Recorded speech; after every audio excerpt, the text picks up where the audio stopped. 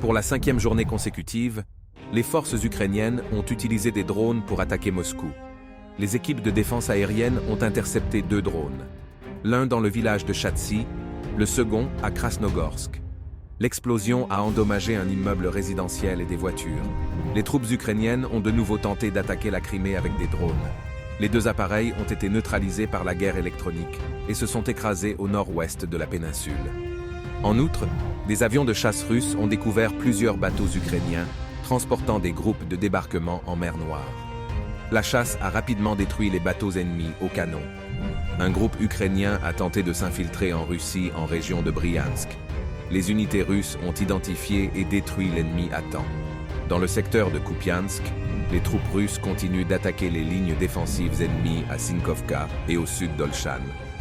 L'offensive est compliquée par le fait que le terrain se situe dans une plaine par rapport aux positions ukrainiennes sur la rive ouest de la rivière Oskol. Dans le secteur du Gledar, les unités russes continuent de frapper les zones de concentration ennemies.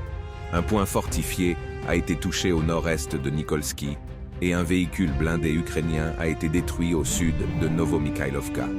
Dans le secteur de Vremievski, l'ennemi continue de se regrouper et d'attaquer les positions russes au sud du Rozainoe. Les troupes russes parviennent à répondre en temps opportun aux attaques ukrainiennes et à les pilonner à l'artillerie. Dans le secteur d'Orekov, l'ennemi n'abandonne pas ses tentatives de prendre d'assaut Rabotino. Malgré l'introduction de véhicules blindés de l'OTAN dans la bataille, les unités russes contrôlent sereinement la partie sud du village. En région de Kherson, les forces ukrainiennes ont de nouveau tenté de renforcer leur tête de pont sur les îles du liman du Dnipro.